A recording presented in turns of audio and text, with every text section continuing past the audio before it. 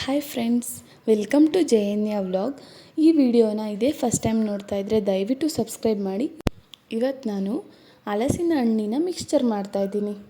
ಇದಕ್ಕೆ ಏನೇನು ಬೇಕು ಅಂತಂದರೆ ಹಲಸಿನ ಹಣ್ಣು, 1 ಕಪ್ ಕಡಲೆ ಬೀಜ, ಬೆಳ್ಳುಳ್ಳಿ ಮತ್ತು ಒಣಮೆಣಸಿನ್ಕಾಯಿ, ಶಾವಿಗೆ ಮತ್ತು ಕರಿಬೇವಿನ ಸೊಪ್ಪು ಬೇಕು. ನೆಕ್ಸ್ಟು ಹಲಸಿನ ಹಣ್ಣನ್ನ ಕಟ್ ಮಾಡ್ಕೊಳ್ಳೋಣ. ಹಲಸಿನ ಹಣ್ಣು ಫುಲ್ ಕಾಯಿನೂ ಆಗಿರಬಾರ್ದು, ಫುಲ್ ಹಣ್ಣು ಆಗಿರಬಾರ್ದು. ಆ ಥರ ಇದ್ದರೆ ಮಾತ್ರ ತುಂಬ ಚೆನ್ನಾಗಿರುತ್ತೆ ಈ ಮಿಕ್ಸ್ಚರು. ಹಲಸಿನ ಹಣ್ಣು ಕಟ್ ಮಾಡ್ಕೊಂಡಾದಮೇಲೆ ಫಸ್ಟು ಎಣ್ಣೆನ ಕಾಯಕ್ಕಿಟ್ಟಿದ್ದೀನಿ. ಇಲ್ಲಿ ಕೊಬ್ಬರಿ ಎಣ್ಣೆ ಯೂಸ್ ಮಾಡಿದ್ದೀನಿ. ಎಣ್ಣೆ ಕಾದ್ಮೇಲೆ ಹಲಸಿನ ಹಣ್ಣು ಕಟ್ ಮಾಡಿರ್ತೀವಲ್ಲ ಅದನ್ನು ಬೇಯಿಸ್ಕೊಬೇಕು. ಎಣ್ಣೆಲಿ ಚೆನ್ನಾಗಿ ಫ್ರೈ ಮಾಡ್ಕೊಬೇಕು. ಅದು ಫ್ರೈ ಆಗೋ ಅಷ್ಟರಲ್ಲಿ ಹಲಸಿನ ಬೀಜನ ಬೇಯಿಸ್ಕೊಂಡಿದ್ದೀನಿ, ಕುಕ್ಕರಲ್ಲಿ ಕೂಗಿಸ್ಕೊಂಡಿದ್ದೀನಿ ಉಪ್ಪು ಹಾಕಿ.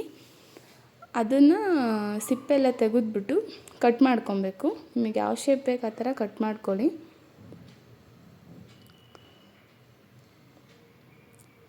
ನೆಕ್ಸ್ಟ್ ಹಲಸಿನ ಹಣ್ಣು ಬೇಯೋ ಅಷ್ಟರಲ್ಲಿ ಅದು ಕಟ್ ಮಾಡ್ತಾಯಿದ್ದೆ. ಈ ಥರ ಬೇಯಬೇಕು,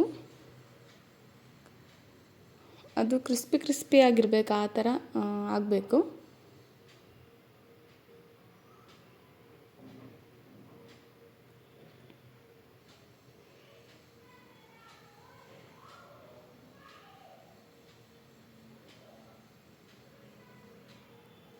ನೆಕ್ಸ್ಟ್ ಇದಾದಮೇಲೆ ಇನ್ನೊಂದು ಸ್ವಲ್ಪ ಇತ್ತು, ಅದನ್ನು ಬೇಯಿಸ್ಕೊತಾ ಇದ್ದೀನಿ.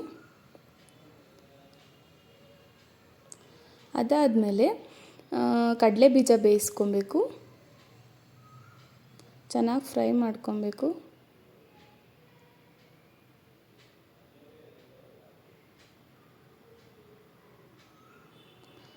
ಬೆಂದಿದೆ.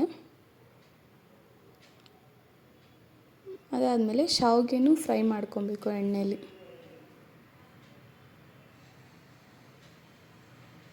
ಇದು ಕಲರ್ ಚೇಂಜ್ ಆಗೋವರೆಗೂ ಬೇಯಿಸ್ಕೊಬೇಕು.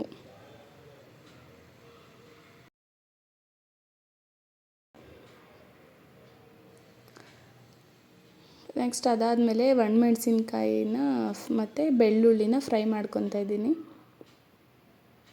ಮೆಣಸಿನ್ಕಾಯಿನ ಬೇಗ ತಗೊಬೇಕು, ಅದು ಸೀದೋದ್ರೆ ಚೆನ್ನಾಗಿರಲ್ಲ.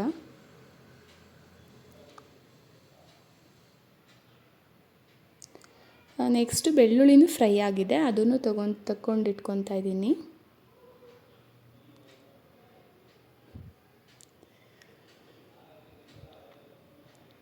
ನೆಕ್ಸ್ಟ್ ಅದಾದಮೇಲೆ ಕರಿಬೇವಿನ ಸೊಪ್ಪು, ಅದನ್ನು ನೋಡ್ಕೊಂಡು ಹಾಕಬೇಕು, ಅಂದರೆ ಜಾಸ್ತಿ ಸಿಡಿಯುತ್ತೆ, ಎಣ್ಣೆ ಜಾಸ್ತಿ ಕಾದಿರುತ್ತಲ್ಲ ಹಾಗಾಗಿ. ಲಾಸ್ಟಲ್ಲಿ ಹಲಸಿನ ಬೀಜ ಕಟ್ ಮಾಡಿ ಇಟ್ಕೊಂಡಿದ್ನಲ್ಲ ಅದನ್ನು ಫ್ರೈ ಮಾಡ್ಕೊತಾ ಇದ್ದೀನಿ. ಅದು ಸ್ವಲ್ಪ ಕಲರ್ ಚೇಂಜ್ ಆಗಬೇಕು, ಕೆಂಪಗಾಗೋವರೆಗೂ ಬೇಯಿಸ್ಕೊಬೇಕು. ಇದೊಂದು ಸ್ವಲ್ಪ ಲೇಟ್ ಆಗುತ್ತೆ ಬೇಯೋದು. ಹಲಸಿನ ಹಣ್ಣು ಬೇಯೋದು ಸ್ವಲ್ಪ ಲೇಟ್ ಆಗುತ್ತೆ, ಹಲಸಿನ ಬೀಜನೂ ಸ್ವಲ್ಪ ಲೇಟ್ ಆಗುತ್ತೆ. ಅಷ್ಟರಲ್ಲಿ ಈ ಬೇಯಿಸಿರೋ ಮಿಕ್ಸ್ಚರ್ನ ಒಂದು ಪಾತ್ರೆಗೆ ಹಾಕೊಳ್ಳೋಣ.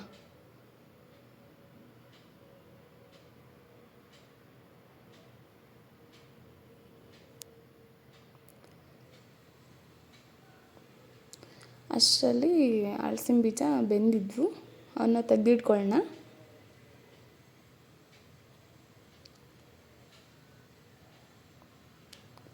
ಈ ಬೇಯಿಸಿಟ್ಕೊಂಡಿರೋವನ್ನೆಲ್ಲ ಒಂದು ಪಾತ್ರೆಗೆ ಹಾಕ್ಕೊಂಡು ನಾನು ಆ ಕರಿಬೇವಿನ ಸೊಪ್ಪನ್ನ ಸ್ವಲ್ಪ ಸ್ಮ್ಯಾಶ್ ಮಾಡಿಕೊಂಡೆ. ಅದ್ರ ಫ್ಲೇವರ್ ಚೆನ್ನಾಗಿರುತ್ತೆ ಅಂದ್ಬಿಟ್ಟು ಸ್ಮ್ಯಾಶ್ ಮಾಡ್ಕೊಂಡಿದ್ದೀನಿ. ಇದು ಟೇಸ್ಟ್ ತುಂಬ ಚೆನ್ನಾಗಿರುತ್ತೆ, ಎಲ್ಲರೂ ಒಂದ್ಸಲಿ ಟ್ರೈ ಮಾಡಿ.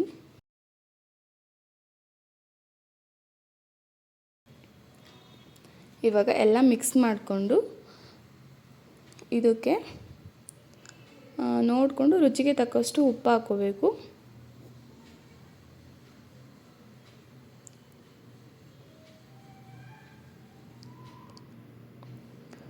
ನೆಕ್ಸ್ಟ್ ಒಂದು 1/2 ಸ್ಪೂನಷ್ಟು ಚಿಲ್ಲಿ ಪೌಡರ್ ಹಾಕ್ಕೊಂಡಿದ್ದೀನಿ.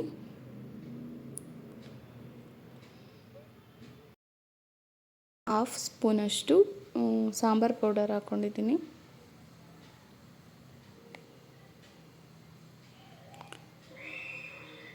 ಸಾಂಬಾರು ಪೌಡರ್ ಅಂದರೆ ಧನಿಯಾ ಪೌಡರ್ ಅದು. ಆಮೇಲೆ ಜೀರಿಗೆ ಪೌಡರ್ ಹಾಕ್ಕೊಂಡಿದ್ದೀನಿ ಸ್ವಲ್ಪ.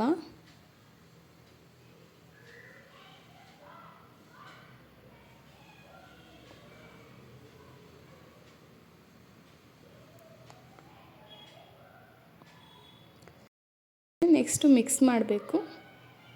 ಚೆನ್ನಾಗಿ ಮಿಕ್ಸ್ ಮಾಡಿದ್ರೆ ಹಲಸಿನ ಹಣ್ಣಿನ ಮಿಕ್ಸ್ಚರ್ ರೆಡಿ ಆಗುತ್ತೆ. ಟೇಸ್ಟ್ ಮಾತ್ರ ತುಂಬ ಚೆನ್ನಾಗಿತ್ತು. ನೀವು ಒಂದ್ಸರಿ ಟ್ರೈ ಮಾಡಿ. ಟೇಸ್ಟ್ ಹೇಗಿತ್ತು ಅಂತ ಕಮೆಂಟ್ ಮಾಡಿ.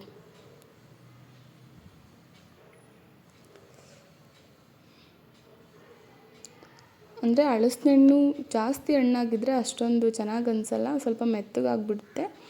ಹಲಸಿನ ಹಣ್ಣು ಜಾಸ್ತಿ ಹಣ್ಣಾಗಿರಬಾರ್ದು, ಜಾಸ್ತಿ ಕಾಯಿನೂ ಆಗಿರಬಾರ್ದು. ಆ ಥರ ಇದ್ದರೆ ಟೇಸ್ಟ್ ತುಂಬ ಚೆನ್ನಾಗಿ ಬರುತ್ತೆ. ಮಕ್ಕಳಿಗೆಲ್ಲ ತುಂಬ ಇಷ್ಟ ಆಗುತ್ತೆ ಇದು ಸ್ನ್ಯಾಕ್ಸ್.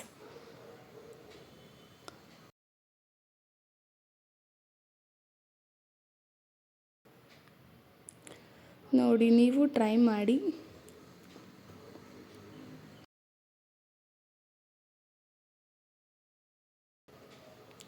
ಈ ಹಲಸಿನ ಹಣ್ಣಿನ ಮಿಕ್ಸ್ಚರ್ ನಿಮಗೆ ಇಷ್ಟ ಆದರೆ ದಯವಿಟ್ಟು ಸಬ್ಸ್ಕ್ರೈಬ್ ಮಾಡಿ. Thank you.